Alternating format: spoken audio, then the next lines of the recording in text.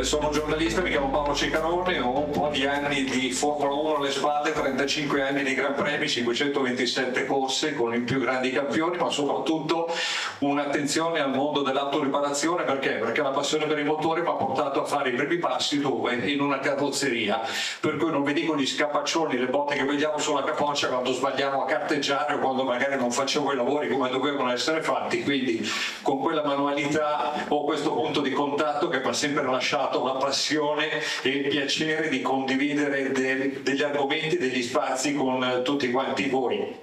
Ritrovo degli amici come il dottor Fogarolo, che ho avuto ospite a Radio Monte Carlo diverse volte, Rosario Trefiletti, che da difensore dei diritti dei consumatori mi fa piacere ritrovare, e poi tutto quanto lo staff. Però io a questo punto, per i saluti, chiamerei sul palco con un applauso Massimo Ruffa, Presidente Federazione Autoriparazioni.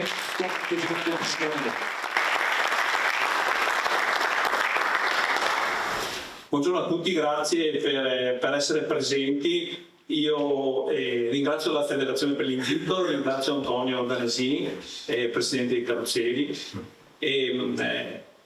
Credo che oggi sia un giorno importante perché finalmente i carrozzieri sono riusciti a portare a compimento un'opera che era stata sviluppata in un percorso lungo e tortuoso, però complimenti per aver portato a termine quest'opera, e credo che questi momenti siano importanti per capire effettivamente dove stiamo andando e dove sta andando l'autoriparazione per il futuro, visto che questo periodo di transizione preoccupa tutti, perché non abbiamo ben capito dove andremo e dove ci porterà il mercato. E quindi diventa fondamentale incontrarci, fare incontri sui territori per parlare di questi temi che sono temi cruciali per il nostro futuro.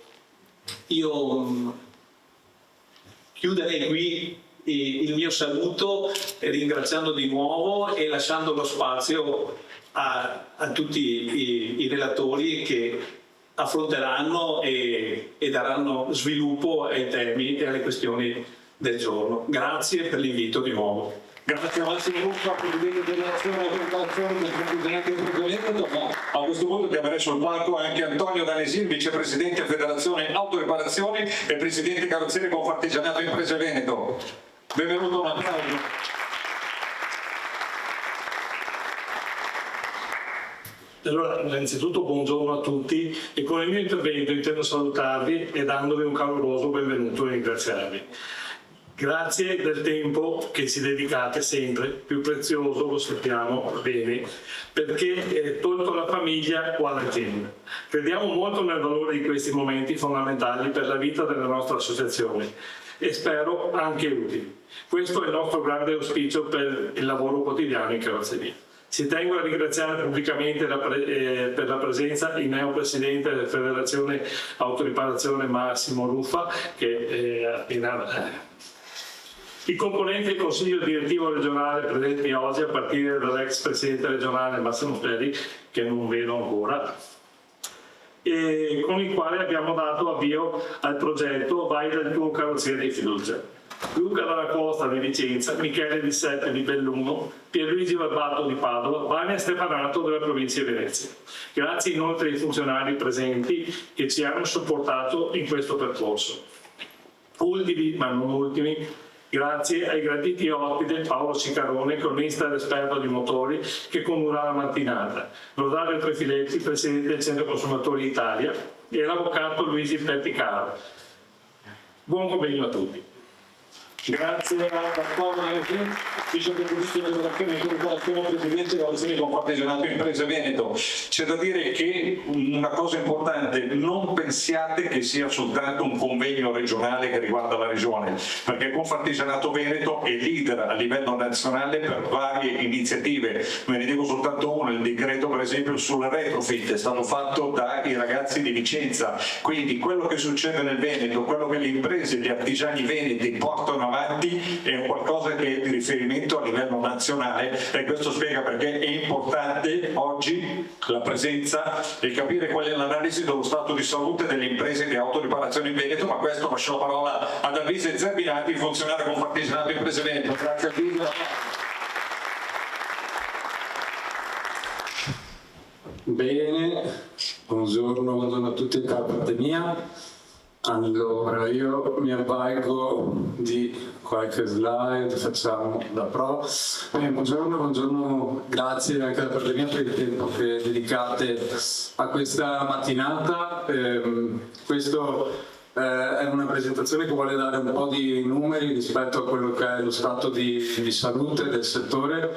Riteniamo che possano essere degli elementi utili anche per il dibattito che seguirà. Permettetemi di ringraziare il nostro ufficio studi regionale che ci ha prodotto questi dati, insomma, che speriamo possano essere delle indicazioni utili per il proseguo. Vado velocemente a presentare alcune slide. Porterò veramente via pochi minuti per lasciare lo spazio alla tavola rotonda. La prima slide parte un po' ad analizzare quella che è la numerosità delle imprese nel territorio regionale. Allora, parliamo di imprese di autoriparazione che, come vedete, da il 2018 scontano un trend decisamente in decrescita. Passiamo da un dato che è di 5.800 imprese, scusate che non leggo bene, 5.648 imprese nel 2018 a 5.361 imprese del primo semestre del 2024. Questo è un dato un po' che conferma la tendenza di ciò che sta avvenendo anche nel mercato delle imprese artigiane in senso più ampio. Tuttavia non è un dato necessariamente da vedere con accezione negativa, perché come potete notare, vediamo se funziona il puntatore, dal 2022 il numero di addetti passa da 15.944 a 16.181, quindi il trend di decrescita delle imprese è stato caratterizzato con un aumento in termini di addetti, okay, a partire dal 2022, che sta a significare secondo noi una tendenza che le imprese stanno diminuendo di numero, però si stanno strutturando in qualche modo. Qui vi ho riportato la ripartizione per province, okay, delle imprese di autoriparazione in Veneto. Nella prima tabella, adesso non andremo a vederla nel dettaglio, sono riportate le imprese di autoriparazione nel complesso. Nella seconda tabella facciamo riferimento solo ed esclusivamente alle imprese che fanno attività di carrozzeria. Come potete vedere, le province che presentano una maggiore numerosità sono le province di Verona, Vicenza, Treviso e Padova. Subito dietro la provincia di Venezia, decisamente una rappresentanza minore a Belluno e Rovigo. Proseguiamo. Questa è un'indicazione rispetto a quello che è l'indice di fatturato dei servizi di manutenzione e riparazione di autoveicoli in Italia. Come vedete, dal 2021 l'indice di fatturato è in costante crescita per le attività di manutenzione e riparazione di autoveicoli, e in alcuni casi, soprattutto nell'ultimo periodo, è in aumento anche rispetto a, per così dire, i servizi generici. Opportuno evidenziare che questo è un dato di indice che misura la variazione nel tempo nelle vendite, quindi non parliamo di una valuta, però comunque è un segnale interessante rispetto al fatturato delle imprese di autoriparazione. L'indice generale dei prezzi al consumo segue ovviamente l'indice di fatturato, che è evidentemente anche questo in crescita. Una cosa che forse vale la pena evidenziare è che, come vedete, con il picco dell'inflazione che si è avuto a ottobre del 2022, che ha interessato in maniera più evidente l'indice dei prezzi dei beni e dei servizi generici, il settore dell'autoriparazione e della manutenzione dei veicoli ci ha messo circa un anno ad assorbire quelle che sono state le impennate del periodo inflattivo. Quindi effettivamente il vostro settore, rispetto alla generalità dei servizi, ha impiegato più tempo ad assorbire la crescita dei prezzi al consumo. Questo è un grafico che riporta invece la tendenza dei prezzi al consumo per quanto riguarda sia l'indice generale, ma in particolare le assicurazioni sui mezzi di trasporto. Vedete in questo grafico come ci sia anche in questo caso un aumento dei prezzi al consumo per quanto riguarda le assicurazioni sui mezzi di trasporto. In questo caso l'aumento è iniziato in maniera più importante a partire dal gennaio del 2024. Proseguiamo, opportuno insomma fare un passaggio anche rispetto a quello che è il parco circolante in Veneto. Lo sapete sicuramente meglio di me, parliamo di un parco circolante vetusto. Pensiamo che comunque i veicoli prevalenti in circolazione sono veicoli con più di 15 anni di età. Se andiamo a vedere le classi di euro, le euro 4, 5, 6 rappresentano più dei 3/4 del totale, più della metà delle autovetture ha più di 10 anni. Okay? Come sapete, insomma, questi sono dei dati che si vanno consolidando un po' negli ultimi anni. Vediamo un attimo velocemente anche la configurazione per quanto riguarda il tipo di alimentazione. Su poco più di 3 milioni di autovetture, parliamo di autovetture, non di intero parco circolante. In questo caso le quote tra diesel e benzina si equivalgono a livello regionale più o meno, parliamo di circa 1,3 milioni. Sono in deciso aumento le quote relative all'ibrido, che in Veneto hanno superato le 100.000 unità. Le elettriche, come sapete bene, non decollano, è un mercato che vede comunque una quota ancora residuale nel nostro paese per tutta una serie di questioni che non vado qui ad approfondire. Non ho detto all'inizio che queste slide vi saranno fornite, quindi se io passo avanti veloci su alcune tabelle avrete poi modo, se lo desiderate, di tornare a guardarli con più attenzione. Qui ecco, vi ho riportato semplicemente un po' quella che è la configurazione del parco circolante in Italia con le varie suddivisioni regione per regione. Anche in questo caso non mi dilungo su questi numeri. Questo invece secondo me è un elemento interessante che riporta quella che è la spesa media mensile degli italiani per le attività di manutenzione dei veicoli. Come vedete la spesa degli italiani si mantiene bene o male costante. Come potete vedere c'è una fisiologica flessione nel periodo che va dal 2018 al 2020 per le questioni legate ovviamente alla pandemia, quindi gli italiani hanno avuto meno possibilità di spostarsi e quindi evidentemente hanno dedicato meno spese per l'attività di manutenzione. Per quanto riguarda le spese per le invece assicurazioni, vedete che non vi è alcun elemento di oscillazione, per così dire, quindi la spesa delle famiglie è stata costante.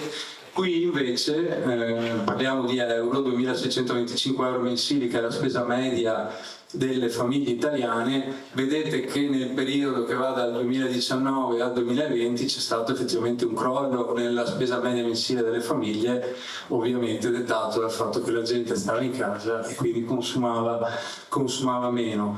Mi avvio verso l'ultima slide. SOS, personale qualificato e manodopera cerca, sì, lo sapete benissimo, il comparto dell'autoriparazione come il comparto artigiano nel suo complesso risente di una grande carenza di manodopera e di personale specializzato. Da un recente sondaggio che abbiamo effettuato nelle imprese del Veneto, nel 2023 sarebbero stati previsti o necessari 3.040 nuovi ingressi dipendenti nel comparto.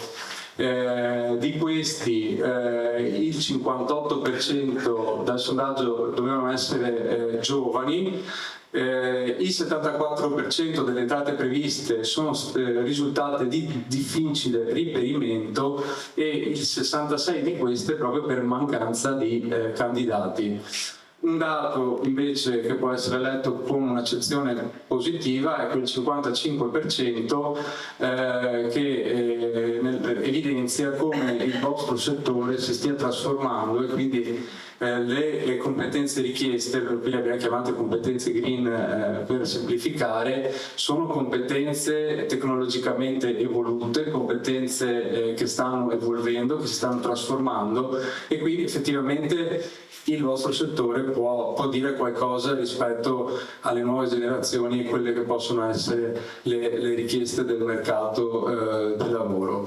Ecco, io mi fermo, non la faccio più lunga, vi ringrazio, spero di aver detto cose interessanti, le slide saranno a disposizione, ringrazio l'ufficio studi di Confartigianato Imprese, la dottoressa Miazzo che lo segue, non è qui con noi ma la ringrazio comunque. Permettetemi solo di ringraziare velocemente anche la dottoressa Luca Musella della comunicazione interna che ha lavorato molto per la realizzazione di questo evento. Grazie a tutti da parte mia e lascio il palco. Noi ringraziamo tutti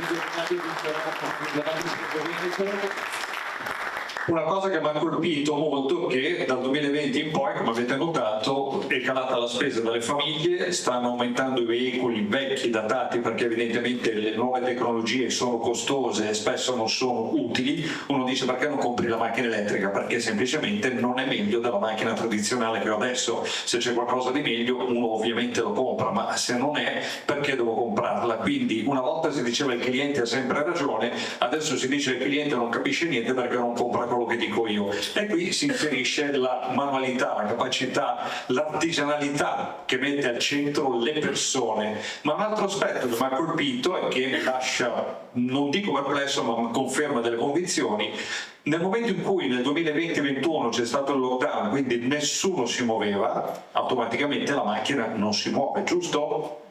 Se la macchina non si muove non può fare incidenti, giusto? E se non può fare incidenti, perché l'assicurazione mi è costata sempre uguale quando tutti quanti hanno perso dei soldi mentre invece questi qui hanno continuato ad intascare i quattrini? E dove li hanno intascati? Beh, spiace dirlo, anche sulla vostra pelle. E allora come gestirsi con gli incidenti, come gestirsi in una situazione del genere, tenendo conto che l'interlocutore è riuscito a fare dei soldi in un momento in cui tutti quanti hanno perso? La presentazione, la guida operativa, la corretta gestione dei sinistri di carrozzeria è l'argomento che dovrebbe trattare Luca Baldani Guerra, che io chiamo sul palco con un grosso applauso.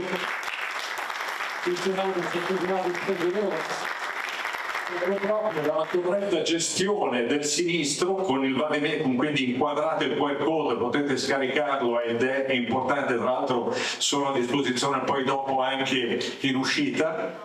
Dipende il vostro destino, dipendono i vostri incassi, dipende il vostro lavoro. Quindi a lei, dottor Baldani Guerra, il compito e l'onore di spiegarci come districarsi in questa giungla. Beh, intanto grazie, mi piace condizionare, dovrei spiegarla, perché è sempre difficile spiegare una cosa a chi vive quella cosa lì. Quindi parto subito sapendo di andare in salita, perché andare a spiegare come fare alcune cose a quelli che le fanno quotidianamente è un lavoro un pochino arduo.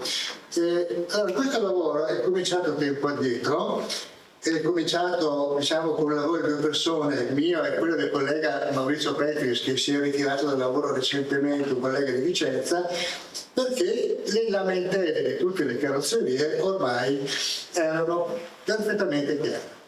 Un problema dei rapporti con le compagnie, è un problema serio dei rapporti delle compagnie. Quindi sapevamo perfettamente quello che viveva la carrozzeria, ma ci siamo fatti una domanda in più. Proviamo a sentire il punto di vista del perché le cose non stanno andando in modo lineare e in modo semplice e accessibile. Parla più forte. Grazie. Io ho la voce molto debole, se la sentite che ce la posso sparire è perché sparisce realmente la mia voce, è proprio una voce molto debole.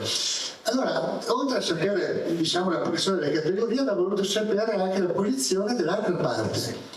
Sistemi di liquidazione, uffici di liquidazione, periti e via dicendo.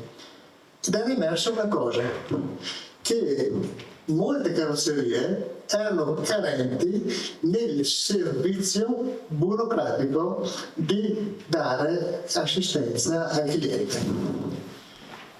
Quindi quello era lo spazio di migliorare, perché ci siamo resi conto che il cliente è più amico dell'agente di assicurazione, lo vede più spesso, e meno amico del carrozziere perché lo vede più raramente e lo vede dopo un sinistro. Quindi c'è un rapporto piuttosto diverso da questo punto di vista.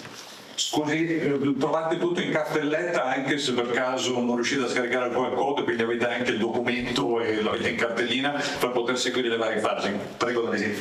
Bene, allora si è analizzato quello che c'era in giro, perché era inutile fare il lavoro quando magari qualcun altro l'ha fatto. Abbiamo trovato di tutto in giro, abbiamo trovato i trattati di diritto, tomi grandi così, situazioni complicatissime da gestire. Allora abbiamo pensato di mettere assieme un po' di forze, alcuni di noi che lavoriamo come funzionari di confartigianato, alcuni carrozzieri e un avvocato che ci ha aiutato nel seguire questo percorso che dopo conoscerete, che è l'avvocato Luigi Perticano.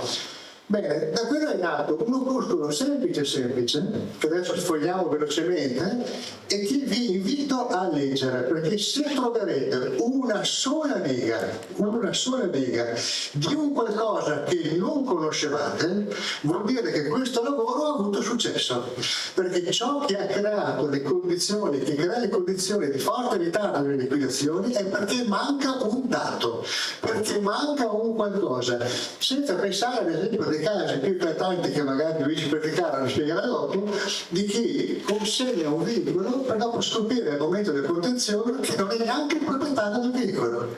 Di conseguenza si è trattato con qualcuno che non aveva diritto a trattare con carrozziere. La andiamo a fogliare velocemente, fatta in alcune fasi, al di là di una premessa che dice attenzione, non abbiamo grosse pretese, ma semplicemente di mettere in ordine le conoscenze che probabilmente avete tutti, con la speranza che se c'è una sola riga di qualcosa che a voi è sconosciuto, questo lavoro ha già avuto successo, perché siamo consapevoli che parliamo di persone che hanno costruito la loro professione facendo i carrozzieri, non facendo il lavoro mio, per così dire, no? L'abbiamo divisa in fasi, ad esempio una delle fasi importanti è quella della raccolta dei documenti, cioè quel momento di attenzione, nel momento in cui si presenta dal carrozziere il cliente, di avere tutti i documenti che possono servire dopo, copia della carta di circolazione, copia del documento di identità, la denuncia dell'incidente, perché qui apro una parentesi molto veloce, nel gruppo di lavoro di carrozzieri, che era un gruppo di Verona e un gruppo di Vicenza, ci siamo resi conto che si è dovuto ribadire con forza alcune differenze che esistono tra denuncia di sinistro, richiesta di risarcimento, delega alla liquidazione e cessione del credito, per così dire.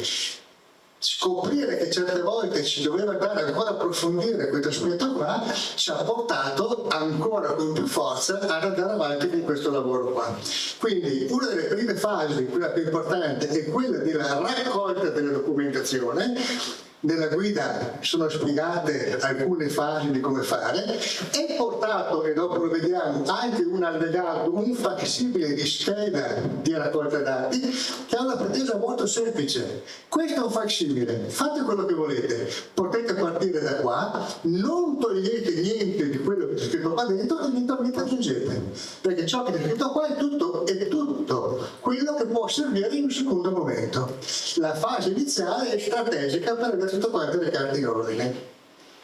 Così come, andando sempre diviso proprio per fase, come se ci avesse di fronte il veicolo sinistrato e il proprietario che lo porta lì, come ci si deve comportare all'intervento della compagnia, con una spiegazione di quale percorso adottare, se fare indennizzo diretto oppure l'indennizzo secondo il sistema del codice civile, con delle cose molto semplici, tutto molto semplificato, in modo di poter avere subito e linearmente una risposta quale percorso può essere fatto, senza andare a soluzioni molto sofisticate. Sempre andando avanti, e lo faccio sempre molto velocemente per non togliere spazio a due cose, al dibattito di dopo, ma soprattutto alla lettura che farete del documento, ricordando che non tutto può essere indennizzo diretto, ma ci sono delle situazioni di sinistro che non possono essere indennizzo diretto, ma perché non ci sono i requisiti di essere inseriti nell'indennizzo diretto. La stima e riparazione del danno, quali sono i passaggi da fare con l'ufficio di liquidazione, con i periti. Peraltro ci doveva essere con noi oggi il presidente della sezione dei periti, ieri sera era in ospedale con la colica renale, gli facciamo tutti gli auguri, ma quando lo vedo gli dirò che deve pagare alcune casse di birra perché lo aspettavamo, perché il suo parere come perito sarebbe stato molto importante. Calcoli renale e birra non è che vanno poi molto d'accordo, dovendo sottostare delle domande scomode ha preferito farsi venire la colica piuttosto che essere qua. Quindi la stima e la riparazione del danno come parte fondamentale, tutto quanto. Del resto, parliamoci chiaro, questa parte qua, la riparazione del danno, è l'unica in cui certamente i presenti non possono accettare le lezioni di nessuno perché è il loro lavoro. Quindi è sicuramente l'unica parte in cui possiamo vendare gli occhi dicendo la riparazione è sicuramente ciò che gli orti sanno fare in modo eccellente. Il problema, e qui l'abbiamo scritto in questa guida molto sintetica, è ciò che si deve fare prima e dopo della riparazione, evidentemente, che come si chiama servizio ed è quello che porta a snellire le cose. Sempre andando avanti la parte che riguarda la liquidazione. Prima di passare a mostrare velocemente sempre i moduli, faccio notare una cosa, che molto spesso non si sa che ci si può attivare o presentare reclami alle compagnie di assicurazione o all'istituto di vigilanza. Ovviamente questi tipi di reclami lo può presentare l'avente titolo del reclamo, quindi o il cliente che attende il risarcimento oppure il carrozziere qualora si cessionale del credito. È una cosa molto importante che molto spesso non viene fatta, la presentazione del reclame, perché magari manca un qualcosa che non si è costruito bene nella presentazione di tutta la documentazione volta alla liquidazione. Però se si presenta bene tutta la documentazione per la liquidazione, ricordiamoci che il reclamo è un diritto ed è un qualcosa che accelera molto velocemente di solito la liquidazione. Bisogna avere, tra virgolette, dal punto di vista formale e documentare, una coscienza pulita, perdonatemi l'espressione che è sbagliata, ma rende l'idea di aver fatto le cose come devono essere fatte. Documenti che sono presenti. Questa è la campagna che abbiamo fatto tempo fa tramite social per fare in modo che la gente sia consapevole che la scelta del carrozziere è una libera scelta e che chiunque la può esercitare e quindi andare al proprio carrozziere di fiducia, che potrebbe essere quello del proprio quartiere, quello vicino a casa, ma che è una cosa fondamentale avere un rapporto diretto e non immediato col carrozziere. Abbiamo presentato quali documenti. Questi documenti sono tutti scaricabili, quindi chi vuole tramite il QR code che vedete sotto lo potete scaricare dai nostri siti. È un documento che verrà consegnato in Word ed è un facsimile di come ad esempio raccogliere i dati, come fare la richiesta di risarcimento nel caso di indennizzo diretto, come fare la richiesta in caso di procedura ordinaria. Attenzione, ricordo, sono facsimili. Farete quello che volete, ma se posso dare un consiglio, usate questi documenti qua, eventualmente integrandoli con altre cose che ritenete utili voi, ma ciò che abbiamo indicato qua sopra non deve essere tolto, perché la mancanza di uno dei passaggi minimi indicati qua potrebbe creare quell'intoppo nei termini di liquidazione che sappiamo essere, nel caso di indennizzo diretto, 30 giorni. Ma 30 giorni da quando? Da quando è completata la richiesta di risarcimento, non da quando entra il cliente in carrozzeria. E diamolo presente queste cose, mentre molto spesso noi come carrozzeria contiamo i giorni da quando entra il cliente. Non è così. L'avvocato Perticaro dopo entrerà nel merito di queste cose qua. Ultima cosa, un contratto. Non è un semplice lettera di cessione di credito, perché l'autoriparatore nel fare la propria attività fa quello che si chiama un contratto d'opera, che è un contratto tipico del codice civile. Non è neanche obbligatorio che ci sia la forma scritta, cosa che noi suggeriamo, ma il contratto d'opera è quel contratto per il quale io chiedo un intervento. Questo intervento deve essere portato a termine. Questo è il contratto d'opera. Quindi l'automobilista chiede all'autoriparatore una riparazione che si chiama contratto d'opera. Il mettere assieme, ad esempio, la cessione del credito con il contratto d'opera è una cosa estremamente importante, perché va a disciplinare anche quella parte che dopo magari verrà approfondita di come gestire eventuali franchigie o altre cose che ci possono essere dal punto di vista contrattuale con le diverse compagnie. Anche questo è un suggerimento di minima che, vi ricordiamo, per l'ennesima volta vi sottoponiamo, ma che non deve essere semplificato. Volete appesantirlo? Benissimo, ma non andate a semplificarlo, perché sono quelle indicazioni minime di tutela che ci deve essere nel rapporto, in questo caso anche con il cliente. Abbiamo lavorato in 7 province per questo lavoro, in particolare per la parte finale. Siamo arrivati oggi a presentarlo.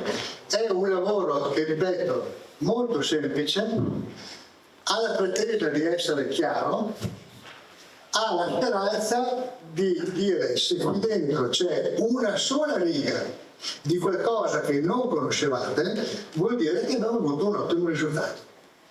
Solo che c'è una sola riga di qualcosa che non sapevate, perché ovviamente il vostro lavoro di carrozzeria che sapete fare benissimo, non spetta a me o a un avvocato o a un perito insegnarvelo, ma quello che ci sentiamo di suggerire è quello che deve succedere prima di iniziare il lavoro e dopo che si è completato il lavoro. Quella cosa che molto spesso, come imprese artigiane, mettiamo un attimino in secondo piano, ma come automobilisti chiediamo come servizio. Ed è questa la cosa più importante.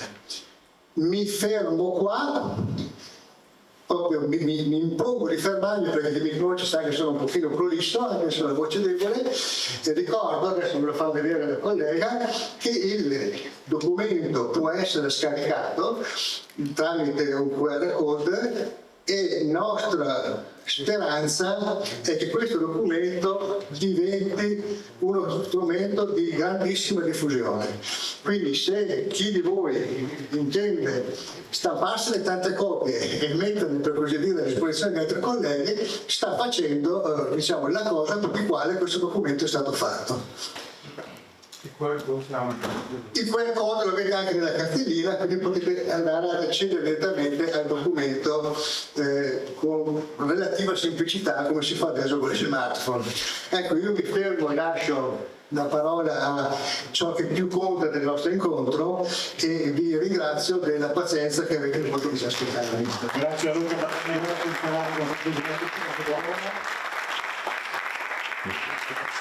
Sono venuti fuori di quegli elementi talmente interessanti che limitarlo soltanto al Veneto secondo me è sbagliato, perché qui ci sono degli elementi che vanno bene a livello nazionale, sia per quanto riguarda i dati che ha tirato fuori Alvise Zerbinati, che sono molto importanti. Infatti mi sono fatto dare subito una copia perché sono argomenti di approfondimento giornalistico molto importanti, ma soprattutto perché ci sono degli elementi che valgono a livello nazionale. Però a questo punto, visto che qui tra virgolette siamo dei privilegiati da poter avere accesso di prima mano, io chiamerei sul palco per la nostra chiacchierata l'avvocato Luigi Perticaro.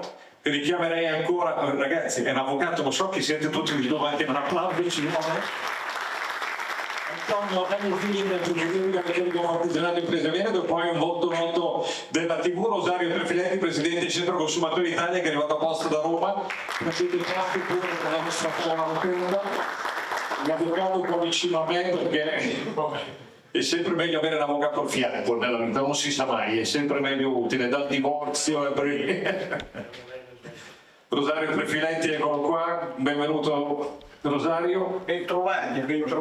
Ecco, prendete pure i microfoni, mentre invece l'avvocato mi alterno io. Abbiamo visto quindi, avvocato Perticaro, che la corretta gestione di sinistra in carrozzeria è fondamentale. Gli inglesi dicono una cosa molto semplice parlando di intelligenza artificiale o da computer, non so se avete dimestichezza, però il concetto è shit in, shit out, cioè gli metti dentro una dentro e la risposta sarà ovviamente sbagliata, quindi se fai la domanda sbagliata avrai la risposta sbagliata. Il concetto è questo.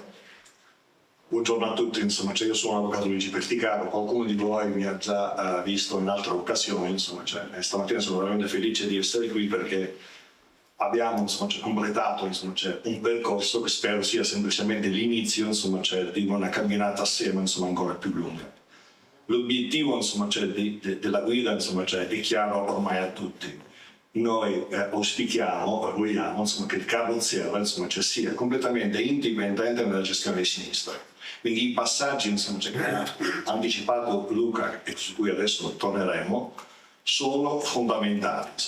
Come vi è stato già anticipato, il termine, quando c'è la costruzione Michele la doppia firma, che permette di pretendere una risposta quindi dalla compagnia è 30 giorni o 60 se la CAI non ha doppia firma chiaramente, perché la compagnia stimi e liquidi il danno. Questo termine chiaramente parte dal momento in cui voi avete inoltrato la richiesta di risarcimento.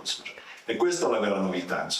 Il carrozziere, che in autonomia, combatte, non utilizzo il termine in maniera impropria, per ottenere il risarcimento integrale del credito ceduto nel minor tempo possibile.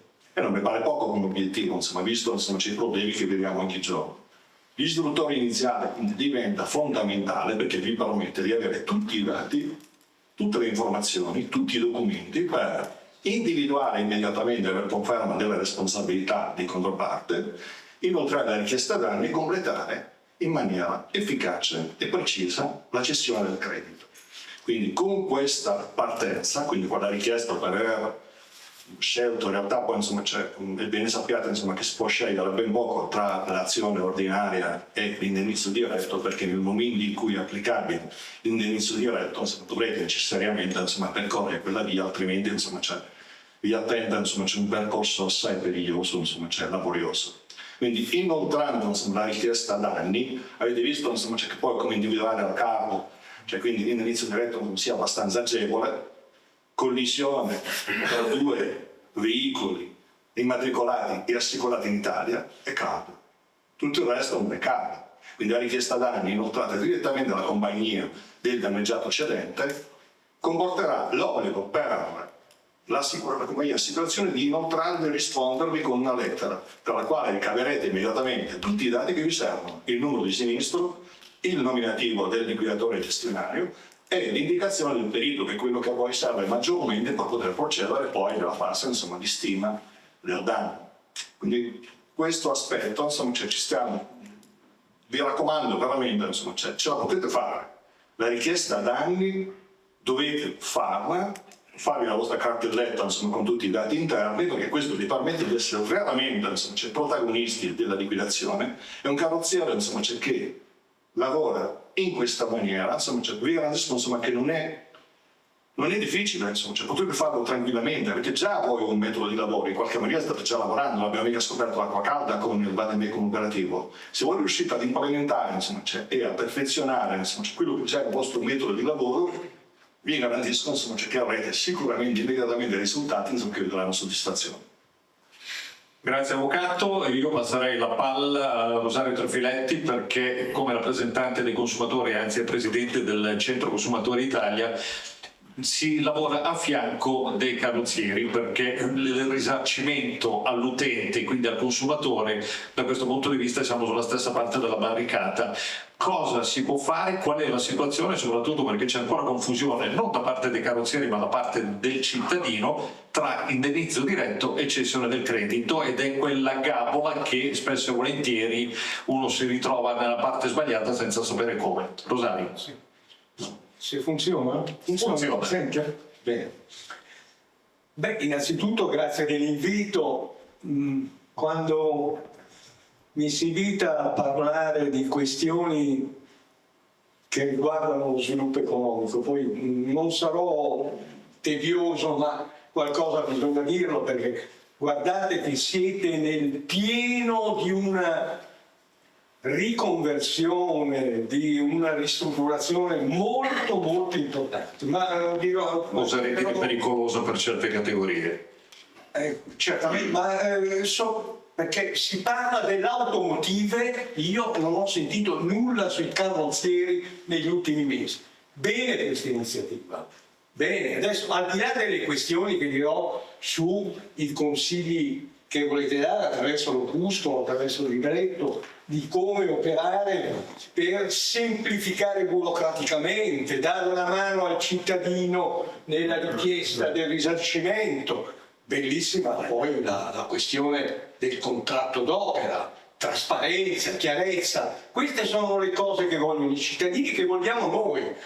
Bene avete fatto, e quindi bisogna sottolineare l'importanza di un oggetto, un qualche cosa che va nella direzione di semplificare la vita a un cittadino e naturalmente fargli avere il rimborso, più che il rimborso, il lavoro fatto bene. A noi più che altro interessa questo, che la macchina venga riparata con i sacrifici e la qualità di cui poi i carrozzieri italiani, questa è una caratteristica tipica, hanno. Io non è che lo faccio. Oserei dire, se permetti un attimo, che i carrozzieri italiani sono degli artigiani ad altissimo livello, perché se prendiamo Pininfarina, Giugiaro, Vignale, sono dei leader a livello mondiale, hanno insegnato a fare le auto a tutto il mondo, e quindi io direi un applauso alla categoria dei carrozzieri, ci sta sicuramente nel mondiale.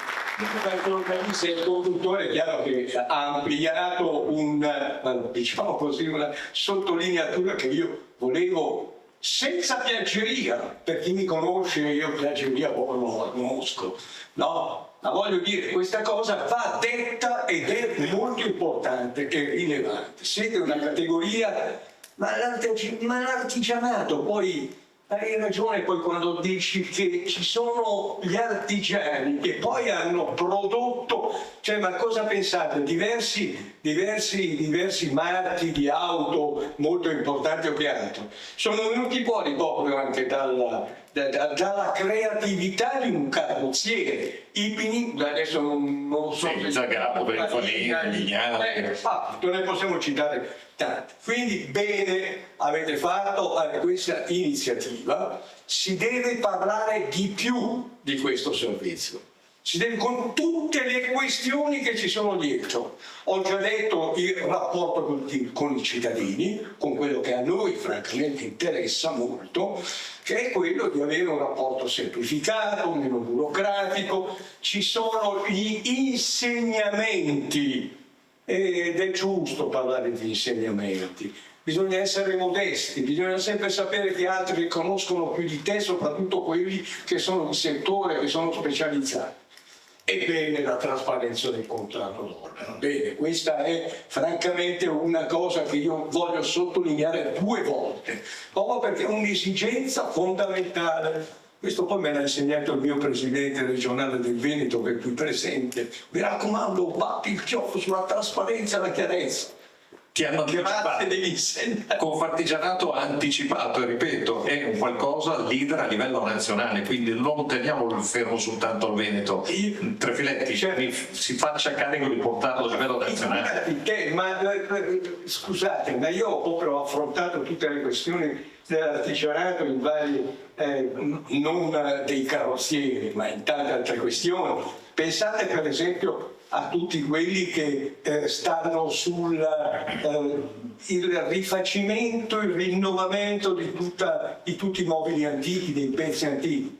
Grande crisi, perché nessuno compra più nulla rispetto a quel settore. E crisi c'è anche da voi, l'avete dimostrato, il mercato non vedo il relatore precedentemente eccolo là, hai fatto bene a dirlo, guarda che questa questione dei settori in crisi vi coinvolge anche voi, perché non c'è stato solamente il Covid, c'è anche una problematica del potere d'acquisto delle famiglie. Potere d'acquisto delle famiglie, che è vero che c'è stato il calo per quanto riguarda il Covid, ma purtroppo ci trasciniamo un potere d'acquisto che non ci permette non solo di non acquistare le auto elettriche o le ibride o che altro, ma anche a volte di non andare dal carrozziere a mettere a posto la macchina se c'è una moto che non ci sono i soldi, non c'è. Adesso sto drammatizzando per farvi capire che c'è anche questo da parte delle famiglie. Tant'è vero che i consumi sono al palo, e tant'è vero che l'auto sta crollando a tutti i livelli, e tant'è vero che la produzione industriale sta scendendo del 3,3%. E se la produzione industriale scende, vuol dire che il vostro lavoro, il lavoro dei processi di trasformazione, il lavoro della domanda di mercato, sono tutti parametri che danno il segnale molto chiaro. Poi non voglio citare per non immiserire la discussione o renderla triste, che poi le famiglie, gli ultimi dati dell'Istat per quanto riguarda la famiglia in povertà, che sono arrivati a 6 milioni di cittadini in povertà nel nostro paese, ma questo ci porterebbe troppo lontano. Invece io voglio affrontare un'altra questione ancora. Quindi bene, grazie che avete fatto, non dell'invito, ma grazie che avete fatto questo opuscolo con le caratteristiche che vi dicevo prima, sarà utilissimo, lo utilizzeremo a partire dal Veneto. Poi il Veneto, apro la parentesi, la chiudo subito, magari qualcuno qui si arrabbia, magari della stessa Confartigianato, non lo so, ma io ho lavorato spesso e molto con la vostra sede di Mestre, da CGA di Mestre. Io mi abbeveravo agli studi che la CGA di Mestre faceva rispetto a tante questioni, tanti, al lavoro, non so se qualcuno si può anche, ma la CGA di Mestre, i miei carissimi amici, oltretutto chi la dirigeva, eravamo proprio in sinergia, ci scambiavamo gli studi di settore, sto parlando e via dicendo. Ma questa la parentesi la chiudo subito. Allora arrivo all'altra questione, che però è concatenata assolutamente con le cose dette prima. Voi state attraversando, e se ne parla troppo poco, di un processo di riorganizzazione micidiale. Non c'è solamente il fatto che in termini congiunturali avrete meno lavoro per tante questioni che abbiamo detto, il potere d'acquisto, il cambio di paradigma comporta per voi investimenti, ma non solo nei macchinari che dovete utilizzare per le future riparazioni di auto che sono completamente diverse dalle auto carburanti. In più c'è chi lo può dire magari che è più difficoltosa, a mio avviso no, è un fattore positivo.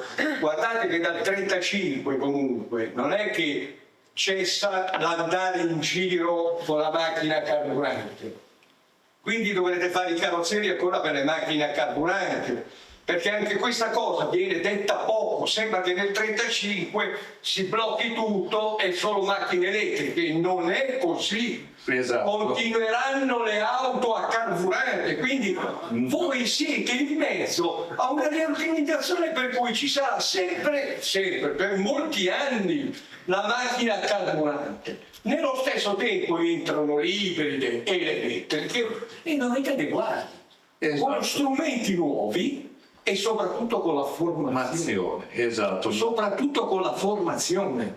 Voi dovete continuare ad essere i brillanti riparatori delle auto, che faccio un esempio per capirci: quando dovete dipingere un'auto che è stata incidentata, quel colore non cambia nel giro di un anno o due. Io so che siete abili anche a fare queste operazioni e dovete continuare a fare queste operazioni, ma per continuare dovete pensare, dovete avere diverse direzioni: l'auto a carburante, l'auto ibrida, l'auto elettrica. Pensate voi, c'è da tremare le vene ai polsi del lavoro che vi tocca fare nei prossimi anni. Giustamente Rosario, ha toccato, c'è da farsi tremare le vene ai polsi, e vedevo Danesini che era là che fremeva perché il problema di base. Ma volevo chiudere solo con un ultimo perché però. C'è Danesini che freme perché c'è la sua punta delle dita. Allora freni dopo questa battuta ultima che faccio, che è questo: è stato troppo lungo. Io che generalmente sono No, assolutamente. che taglio, Ci ha messo meno davanti a fare la Divina Commedia, però va bene così. siccome voi siete presi da un processo di riorganizzazione e di ristrutturazione molto forte, non si capisce perché non ci debbano essere. Io parlo solo per i cittadini e per quello che i cittadini arriva, ma arriva anche su questo versante. C'hanno tutti gli incentivi o che altro. Organizzazioni, muovetevi, chiedete anche voi, perché questo significa poter agevolare la riorganizzazione delle carrozzerie, avere meno contenziosi, perché meglio andate voi, minori sono i contenziosi, oltre a quello del libretto che ci insegna, eccetera, eccetera. E questo significa anche minori costi che vanno alle assicurazioni e quindi minori costi di quei dannati, non si offende e non mi denuncino per diffamazione, che hanno guadagnato un botto di miliardi negli ultimi anni, anche per via della questione del Covid che tu appunto facevi riflettere. Ecco, io mi fermo qui, l'ho fatta un po' lunga forse, però muovetevi in diverse direzioni, perché, ripeto, avete un compito immane come carrozzieri per continuare a rispondere adeguatamente alle esigenze dei cittadini che vogliono e pretendono giustamente. Grazie Presidente, sono anche tanti per gli spunti che saranno anche usciti delle convinzioni. Da una parte l'autoriparazione dice non comprano la macchina nuova, usano la vecchia e quindi ho più lavoro di manutenzione, però dall'altra c'è un problema di base, ovvero le macchine nuove, ibride, gli ADAS e tutte queste cose hanno dei protocolli di sicurezza di riparazione che le case non trasferiscono ai carrozzieri. Quindi la formazione, ma la formazione costa cara, è una piccola officina, il piccolo carrozziere con 2 o 3 dipendenti va a spendere una buona parte del budget in formazione, ma soprattutto, e qui poi coinvolgo l'avvocato, le case auto che non vi danno informazioni, perché una volta che c'è la macchina incidentata, cambi il paraurti, ma devi cambiare il sensore, devi ritarare l'ADAS, e una macchina ibrida, la batteria, come intervengo per non beccarmi la scossa? alcuni carri-attrezzi non vengono assolutamente a ritirare la macchina, quindi Danesi come la mettiamo, visto che una volta che c'è l'indennizzo diretto questi qua mi pagano sempre Mi meno? hai stimolato su una battuta, chiedo scusa, ma la battuta la voglio fare. Noi non vogliamo, ma penso soprattutto voi, che le carrozzerie diventino esclusive delle concessionarie che vendono le auto. Ci siamo capiti? Ecco, Danesi, la palla nel campo dei carrozzieri. Guardi, il fatto che già il nome lo dice, siamo partiti a riparare carrozze e siamo arrivati a riparare le auto elettriche. Solo che una volta c'erano i cavalli, adesso per alcuni punti di comando abbiamo gli armi e questa è la differenza. La modifica al nostro lavoro è naturale, diventa naturale e non è un problema.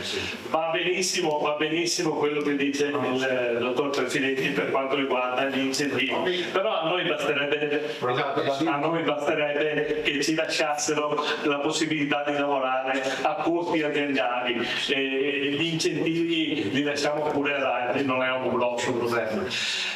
La questione, anche perché non ci sono 3 euro per aumentare le pensioni minime, quindi non credo ci sia la possibilità di dare incentivi.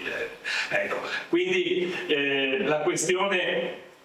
Però l'incentivo sulla formazione quello potrebbe essere importante. Sì, la formazione va benissimo, però le ripeto, tutto si può provare a fare, ma non abbiamo avuto grossissimi risultati, anche perché per un certo tipo gli artigiani sono considerati anche gli artigiani sono anche quelli evasori, perché la mentalità un po' in Italia sappiamo come gira, che alle banche 90 miliardi di utili non pagano neanche le tasse, hanno fatto pure prestito, loro no, assolutamente. Però loro hanno una forza che noi non abbiamo, noi dovremmo averla con i numeri, ma alla fine che comanda sono quelli che sono seduti sulla stanza. Quindi il concetto è rubate di più e non vi toccano, rubate poco e vi beccano, perché come funziona in Italia? Questa è la questione. Per quanto riguarda, ripeto, l'adeguamento alle autovetture nuove, la formazione si fa. Il problema è quello che ha detto lei, l'accesso ai dati.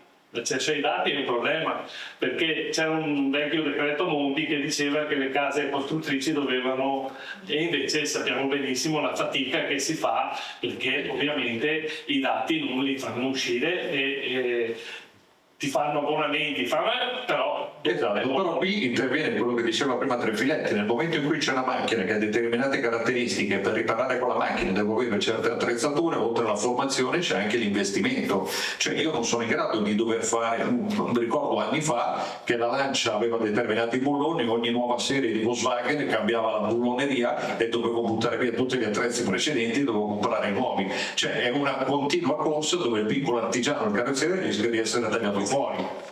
Il problema più grosso è quello che diceva lei, l'accesso alle centraline, perché quando sostituisci un paraurto, quando sostituisci un parabrezza, ovviamente il controllo va, ma quello ancora si riesce a fare. È nel momento in cui succede che come è successo di recente, qualche auto prende un po' d'acqua, sott'acqua, e l'accesso alle centrali devi per forza passare in concessionaria, non ti è concesso lavorare, tu puoi prendere lo strumento che vuoi, ma gli accessi ai dati per inserire e codificare le centraline, i dati sono loro. Avvocato, a questo punto interviene lei. Dal punto di vista legale, la carrozzeria, l'officina può intervenire in qualche modo per avere il diritto all'accesso ai dati e alle informazioni e poter operare, oppure diventa una discriminazione professionale, ovvero o sei in un certo gruppo oppure tu non lavori? È libero mercato questo?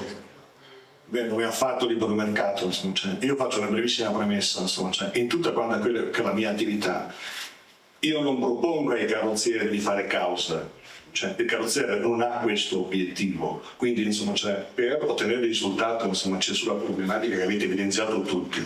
È evidente insomma, che diventa un problema fra virgolette politico ed è per quello che è necessaria insomma, c'è una forza unita insomma, all'interno di un'associazione come quella che è la vostra, di Confartigianato, perché è chiaro che il singolo carrozziere che vuole affrontare concessionaria, barra, compagnia, insomma, o meglio società produttrice, insomma, lascia il tempo che trova. Un'intera categoria, insomma, che rappresenta la necessità di poter accedere ad alcuni dati senza il bisogno di pagare il pizzo, perché poi di questo che si tratta, o comunque di pagare lo scotto, di rivolgersi alla concessionaria, insomma, fa riferimento al produttore, chiaramente insomma, ci si presenta male se si presenta appunto da solo. L'intera categoria chiaramente insomma, può avere forme di pressione adeguate, insomma, che permettono insomma, a tutti quanti poi di ottenere dei risultati.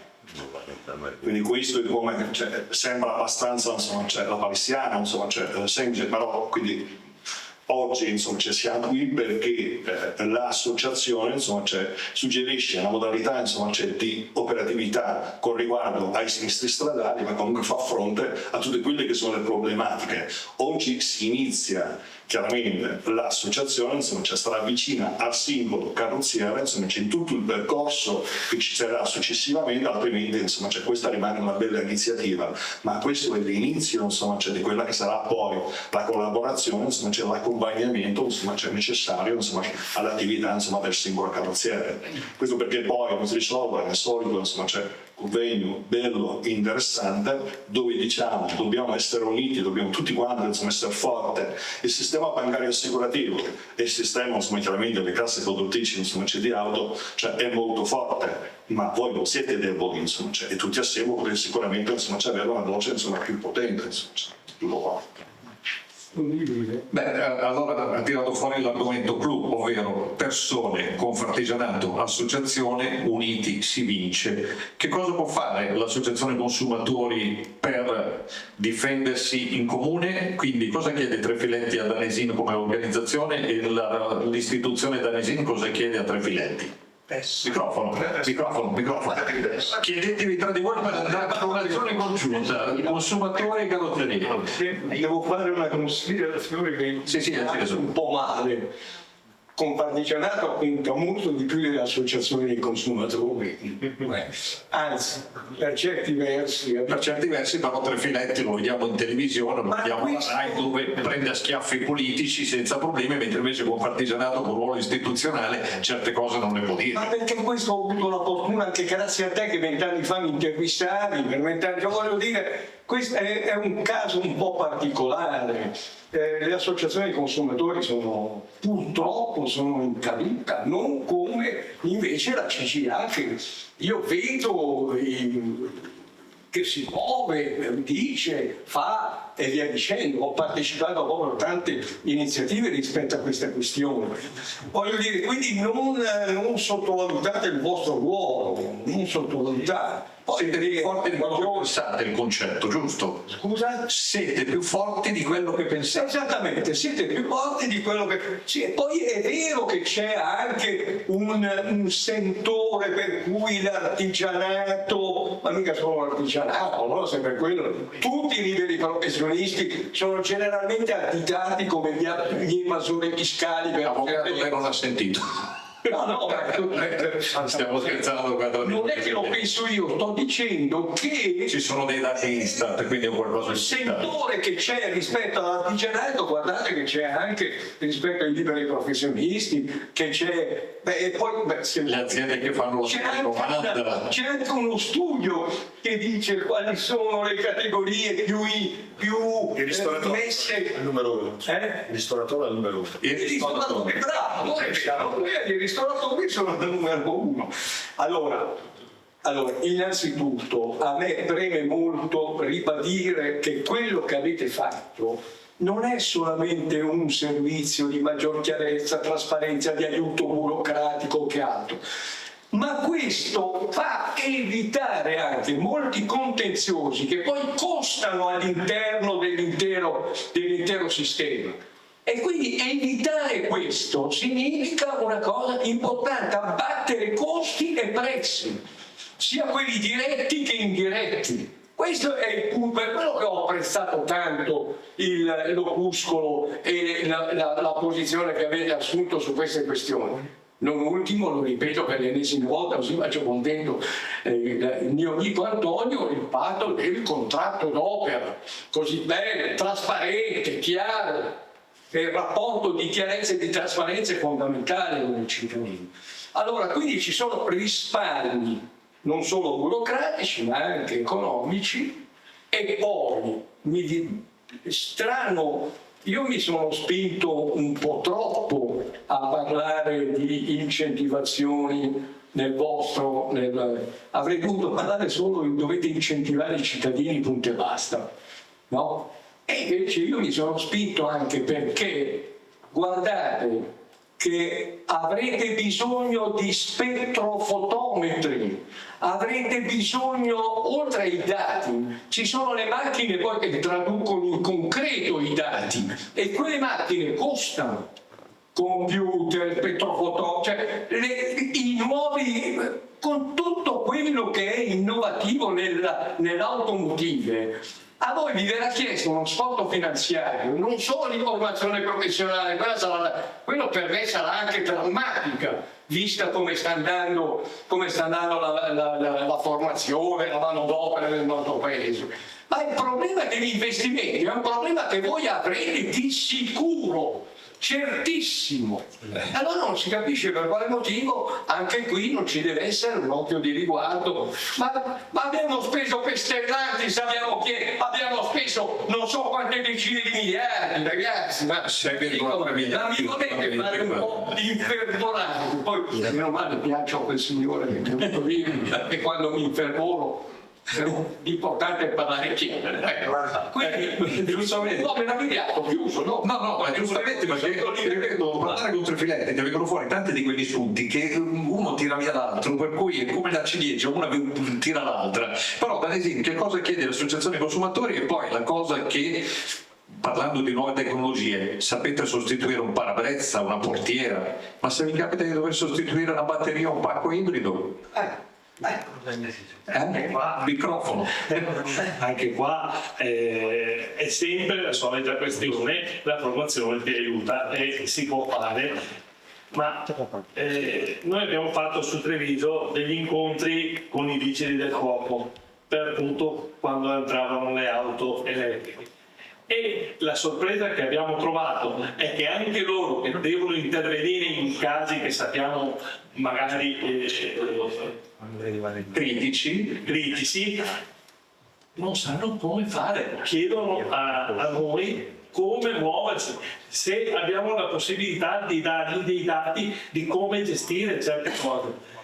E quindi questo diventa un problema. E allora, non ci consola, però diciamo il problema evidentemente non è stato gestito come si dovrebbe. Ecco la paura dell'elettrico, ecco la paura dei confronti, anche il cliente che sente tutte queste cose, pensare di comprarsi un'auto elettrica non è che sia una cosa, poi vediamo l'auto elettrica caricata con il gruppo elettrogeno diesel. Sì, c'è poi un altro aspetto importante, l'auto elettrica, la Vettura adesso stanno presentando dei modelli da 25-28 mila euro, però mediamente sono da 40-50 mila e lì bisogna dargli 5.000-6.000 euro di incentivi, ovvero soldi pubblici, a uno che potenzialmente invece che spendere 45.000 euro ne può spendere 40, col potere d'acquisto che è calato, quindi stiamo dando dei soldi a chi può già spenderli dei soldi e voi che siete gli autoriparatori vedo che vi è spuntato il canino a tre filetti. No, perché mi è venuta in mente una cosa che mi fa veramente male ultimamente, su questa cosa mi fa veramente. Per cortesia, non oggi, meno male che non è avvenuto, non entriamo in conflitto e fare una battaglia in Europa contro la macchina elettrica. Per cortesia, vi imploro. Già troppe cose le sento nei miei dibattiti, nei miei interventi e via dicendo. Guardate che se facciamo così, facciamo la fine dei televisori, degli apparecchi televisivi. Sapete che l'Italia è la grande produttrice di apparecchi televisivi. Non sono stati fatti gli investimenti, è stata banalizzata la cosa. Lo schermo piatto, ma no, vediamo. Ebbene, In Italia non si fanno più televisioni, non si costruisce, abbiamo perso quel settore, adesso li fa tutti un cicciottello che sta lì in Corea, ecco, tutti lì provengono. Guardate che bella cosa abbiamo fatto facendo una sottovalutazione di come sta andando in direzione. Può anche non piacere il fatto che si vada all'elettrico nel 2035, però per cortesia ormai è una cosa inevitabile, al di là di come la pensiamo noi, che sia esagerata, che sia... io ci tenevo a fare questa cosa che trovo insopportabile. Io che mi occupo di automotive posso dirti che non sono contro l'auto elettrica come strumento, perché l'auto elettrico è uno sviluppo. L'auto elettrica con la tecnologia attuale è destinata ad implementarsi perché ci sarà un'accelerazione tecnologica. Questo vuol dire che se una macchina benzina diesel di 10 anni fa è ancora valida oggi e quindi il carrozziere può lavorarci sopra, una macchina elettrica oggi fra 5 anni sarà già vecchia perché sarà superata dalla tecnologia e quindi si accelera il tempo e l'autoriparatore, il carrozziere, non riuscirà a starci dietro. Quindi questa no. La mobilità elettrica è un'altra cosa. Se io pretendo di fare la mobilità elettrica Milano-Roma, esiste già, si chiama Trenitalia, quindi non ho bisogno di avere la macchina elettrica per fare Milano-Roma. La macchina elettrica può avere un senso in un certo modo. L'errore qual è? Quello di contrapporre o uno o l'altro. No, perché l'artigiano che fa tanti chilometri ha bisogno del furgone diesel. Chi si muove soltanto in città può valutare l'elettrico, ma se io abito in città ho la colonnina o il garage, quindi c'è tutto un insieme di cose. Banalizzare no all'auto elettrica giustamente è sbagliato. Il carburante ti va fino al 45. No, carburante ce ne sarà ancora a disposizione perché tu ti ricordi, perché sei dalla mia età, che nel 1973 basta petrolio, le domeniche a piedi, poi in realtà sono 50 anni siamo andati con petrolio ai minimi termini. Però ritornando al discorso di base del nostro argomento principale, c'è un'evoluzione tecnologica, presuppone dei costi, ci sono dei problemi di risarcimento perché l'incidentalità fa parte degli ultimi dati Istat e ci dicono che, e qui viene fuori l'inghippo, sono diminuiti gli incidenti ma sono aumentati i costi di riparazione e pertanto l'assicurazione invece che calare come le autostrade aumenta sempre. Quindi questo è già il primo argomento, meno incidenti ma più costi, aumenta l'assicurazione, però il carrozziere quando le arriva la macchina all'officina invece che darti ad esempio 50 euro all'ora te ne vogliono dare 30 perché sennò sei fuori mercato e quindi alla fine è il carrozziere che rimane strozzato e il cliente, come dice Trefiletti, che non ha più la riparazione a regola d'arte. Ed è qui che io coinvolgo l'avvocato in una serie di risposte brevi tutti quanti. Vale la pena e quando fare causa, come comportarsi, come le associazioni di consumatori possono intervenire in questo caso, ma soprattutto i carrozzieri di fronte sempre a questo gioco al ribasso, quando gli altri invece giocano al rialzo, come difendersi? Io vado contro la mia categoria. Voi non dovete fare nessuna causa. Voi dovete riparare l'auto a regola d'arte e dovete essere rimborsati integralmente nel minor tempo possibile. Cioè, questo opuscolo non ha questa guida operativa non ha l'obiettivo di suggerire o implementare cause, perché voi non dovete fare le cause, cioè, esattamente è l'opposto, voi dovete applicare delle pratiche operative virtuose che portano semplicemente al risarcimento. Voi dovete avere informazioni che poi con l'esperienza e con l'invio della vostra richiesta danni otterrete sul campo. Vi do una chicca di ieri mattina, una mia telefonata a un liquidatore, non facciamo i nomi chiaramente, delle compagnie, ma solo i cognomi e le denominazioni, Cattolica una volta generale. Constatazione amichevole con un trattore quindi che urta un'auto responsabile, in default viene disposta a presa di sconto. Quindi altro che 30 giorni, abituati a dover attendere che vadano poi a fare un sopralluogo con un trattore dove non troveranno nessun danno perché naturalmente il trattore ne ha già altri 150 di danni. Quindi sono queste le informazioni che a voi servono. Lungi da voi c'è l'idea di far causa. Poi chiaramente tutti quanti avete già un metodo operativo, state già lavorando, quindi non vogliamo assolutamente. Io seguo chiaramente, o lavoro o collaboro con delle carrozzerie, non ho fatto mai nessuna causa. Sono stato fortunato, ma voi non dovete fare causa, voi dovete riparare l'auto a regola d'arte e dovete essere pagati per il vostro lavoro. in maniera corretta, insomma, c'è integrata. Tutto qua. Quello che noi stiamo tentando di fare, insomma, c'è proprio questo, cioè questo è l'obiettivo, questa è l'autonomia a cui vi vogliamo spingere, insomma, cioè essere veramente protagonisti, insomma, c'è del vostro destino. Sono anni che io sento, insomma, che chiaramente sta per accadere qualcosa di terribile. In realtà io voglio essere ottimista, non accadrà nulla di terribile. Pian pianino, insomma, ci si arriverà alle novità, alla modernità, all'informatizzazione, all'elettrico, come già sapete fare, come avete già fatto. E quindi, insomma, prenderete le adeguate contromisure come sapete già fare.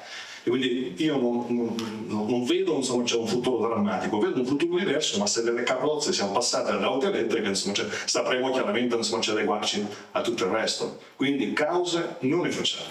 E questo lo dico con la mia categoria, insomma, veramente, insomma, perché l'attività stragiudiziale, insomma, svolta a regola d'arte anche questa, insomma, vi porterà ad avere, lo verificherete sul piano, sul concreto, insomma, iniziate, mandate lunedì, mandate una lettera, ottenete, fate un'istruttoria completa, esaminate la constatazione amichevole, guardate le circostanze dell'incidente, come già fate, insomma, quando avete chiaramente, insomma, c'è la certezza, insomma, c'è che la responsabilità è pacifica, combinate, insomma, la sessione di credito in maniera completa, inoltrate una prima richiesta d'anni, vedrete che dopo qualche giorno vi arriveranno comunicazioni che sarete chiamati a liquidatori, che non dovete inseguire, insomma, c'è un perito.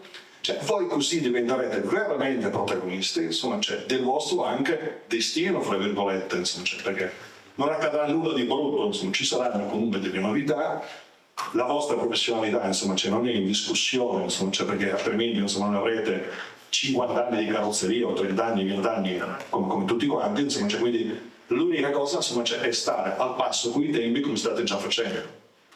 Applicate, insomma, questo metodo.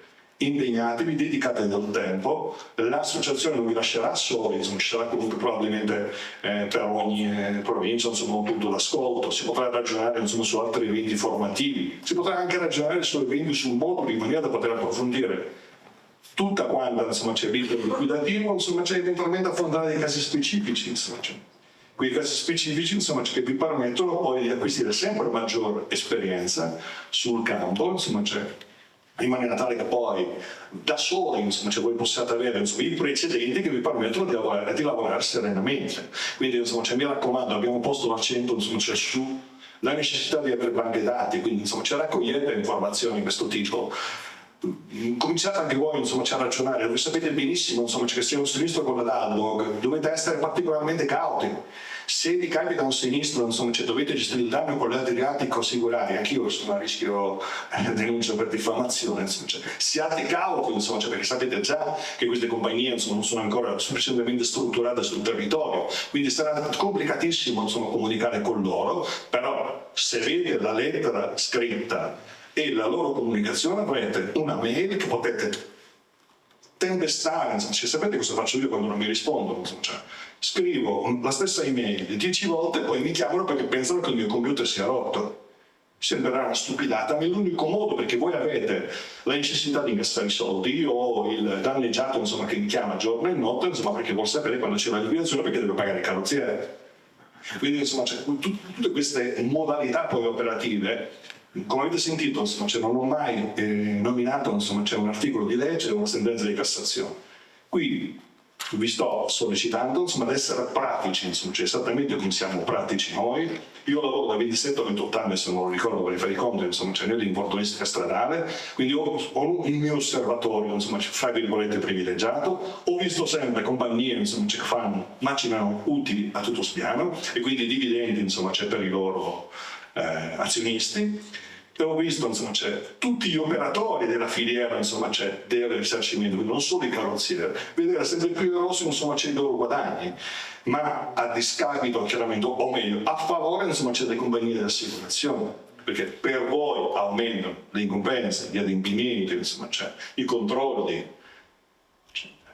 e mentre per le compagnie sembra che poi ci sia, insomma, tutto un percorso privilegiato legislativo, se mi permette, insomma, quindi tutto quanto sembra a favore delle compagnie, insomma, quindi a discapito, insomma, dei consumatori, insomma, perché poi il danneggiato non è altro, insomma, che un consumatore, e quindi, insomma, alla fine, insomma, l'obiettivo è quello di essere informati, protagonisti, attivi e associati. Insomma, cioè, tutti assieme possiamo sinceramente, insomma, e sicuramente ottenere grandi risultati.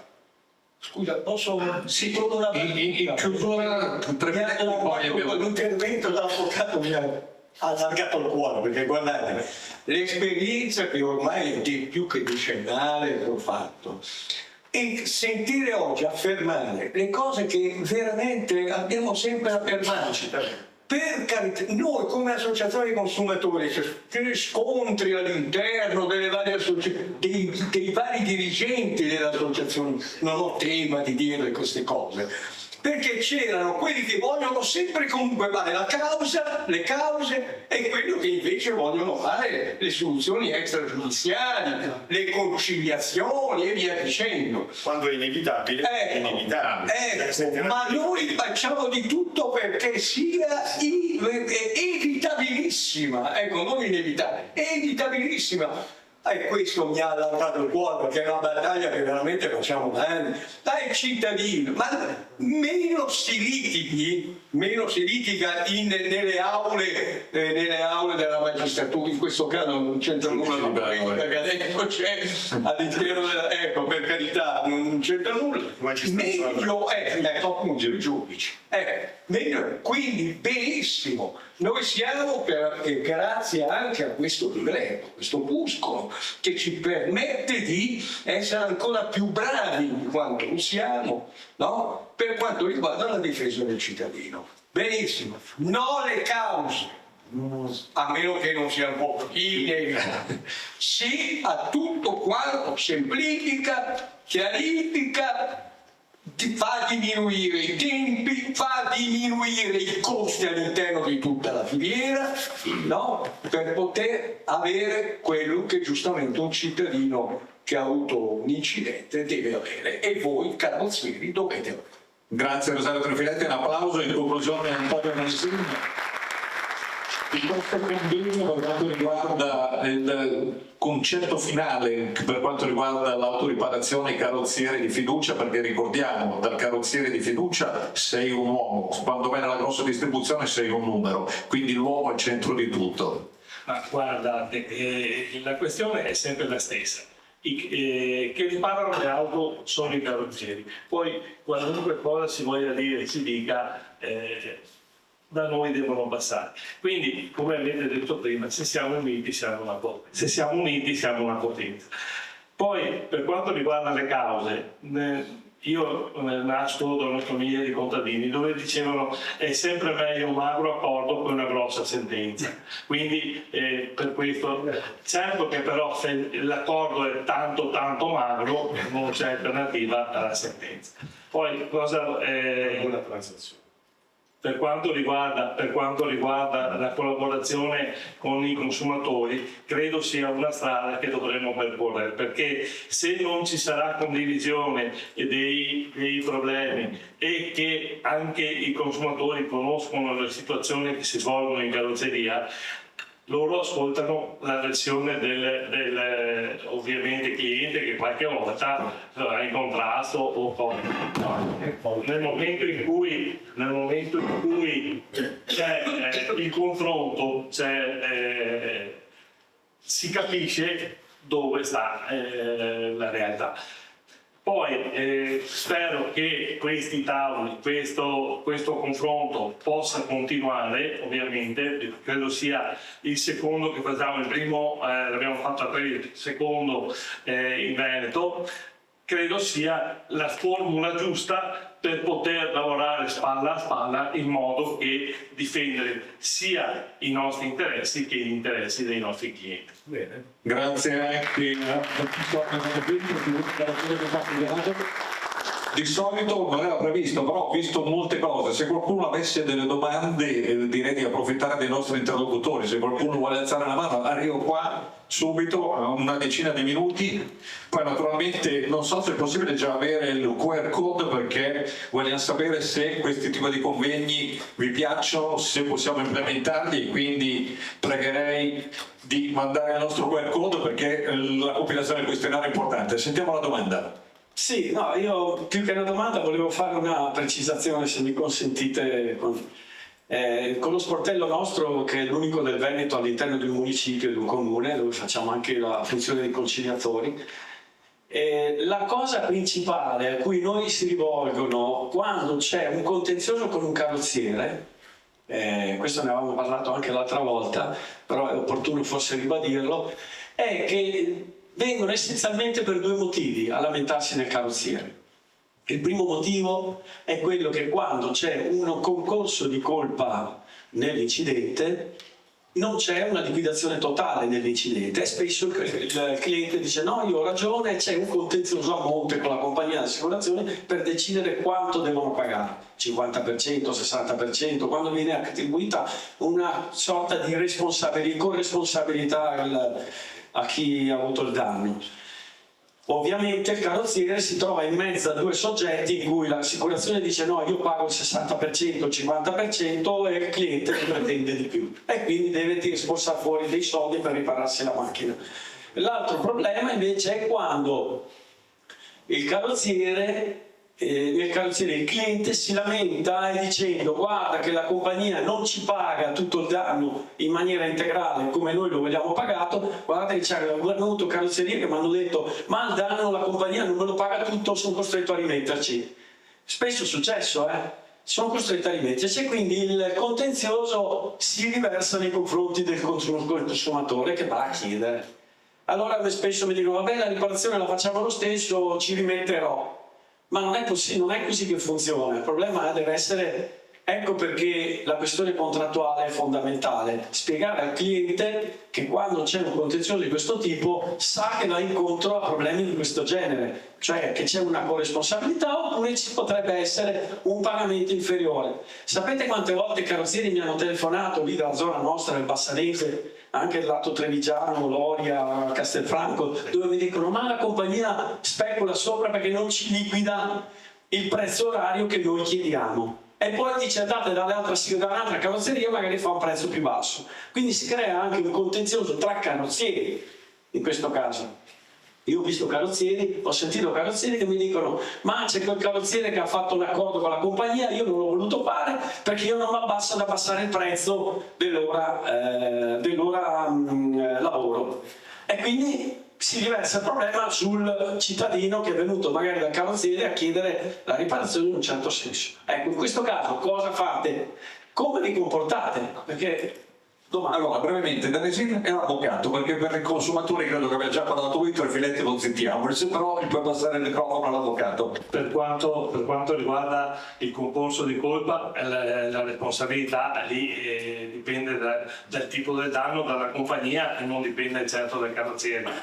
Ovviamente quando si fa la richiesta danni, quando si sviluppa tutta la documentazione iniziale, si deve sapere a cosa si va incontro, perché nel momento in cui tu hai, come la maggior parte di questi casi sono nel sinistro del parcheggio delle due auto in retromarcia concorso di colpa secco, e quindi ovviamente poi è chiaro che il cliente cerca di dire vabbè sì del 50%, ma se possiamo fare qualcosa, cioè siamo ai soliti discorsi e sappiamo come funziona. Per quanto riguarda la compagnia paga meno per il costo orario, anche qua ci sono tante cose da dire, perché nel momento in cui tu hai sviluppato la documentazione in modo chiaro sappiamo bene, e hai una tariffa manodopera certificata, io vedo che ultimamente magari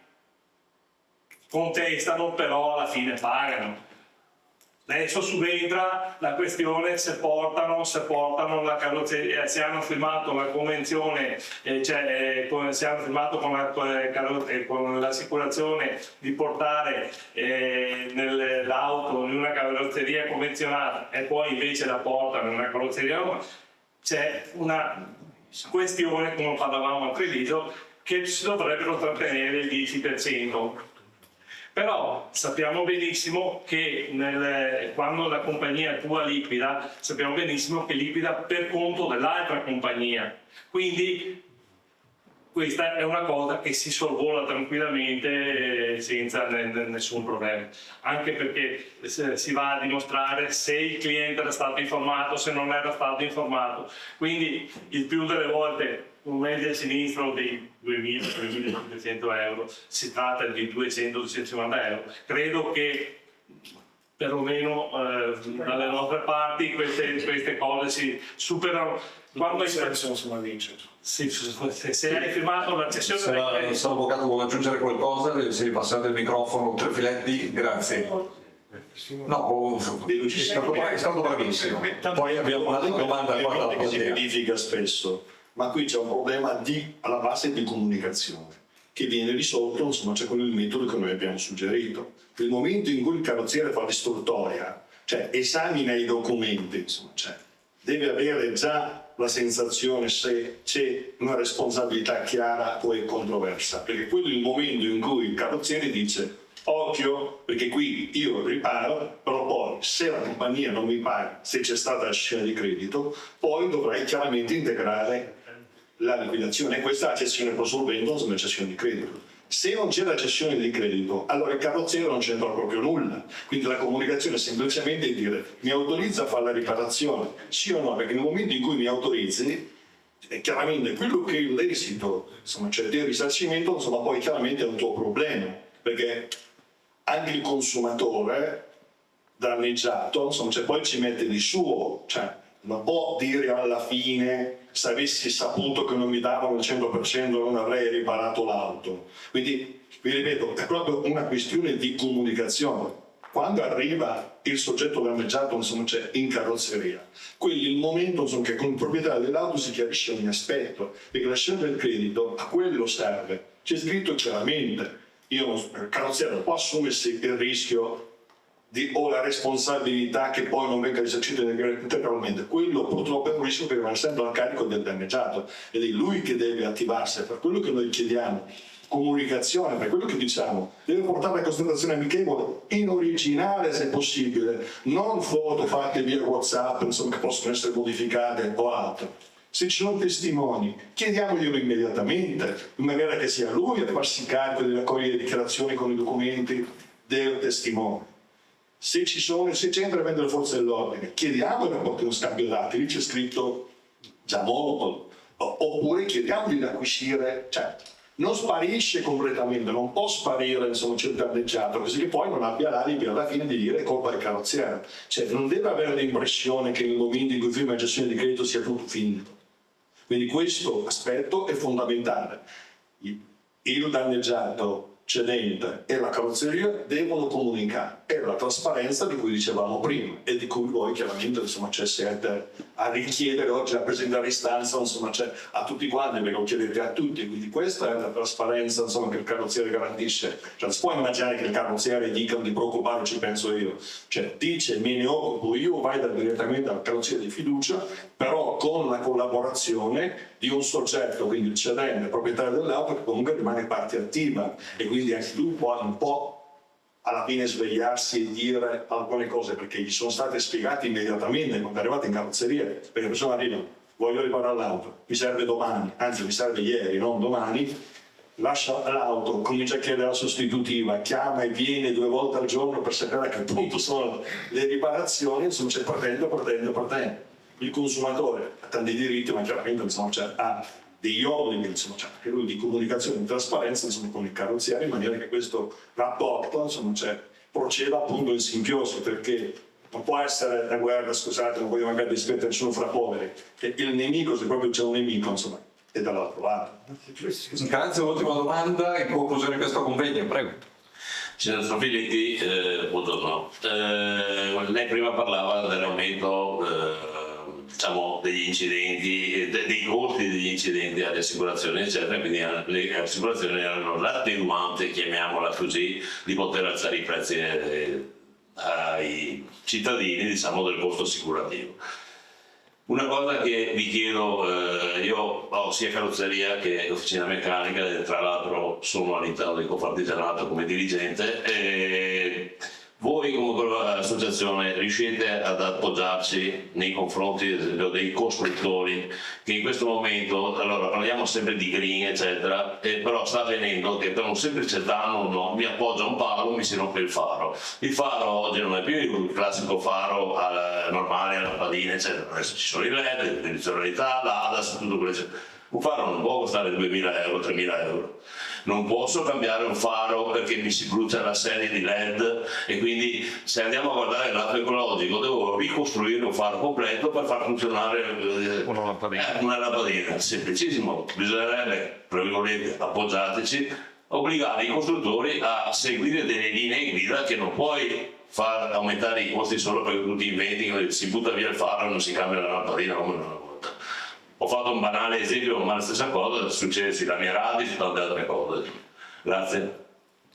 Perfetti, l'opera di rispondere veramente in chiusura. Sì, no, ma tu perché a questa domanda io posso solo porre il problema, perché la questione di affrontare con i costruttori, eccetera, dovrebbe essere il compito delle istituzioni. Il ministro, dovete con la vostra associazione chiedere chiarimenti al ministro, un tavolo di confronto con i costruttori.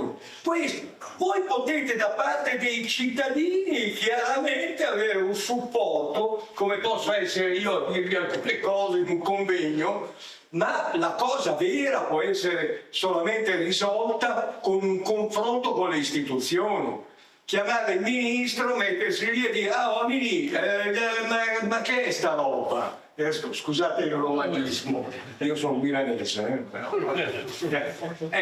mi dispiace non poterti dire, io posso solo dirti hai ragione, ci mancherebbe altro, siamo dalla vostra parte rispetto a questa problematica, e però chi vi può dare soluzioni sono solo le istituzioni che hanno la facoltà e la potestà di convocare le filiere produttive, in questo caso quello delle automotive. Grazie. Allora un grazie, un applauso, ringrazio tutti gli intervenuti, ringrazio Luigi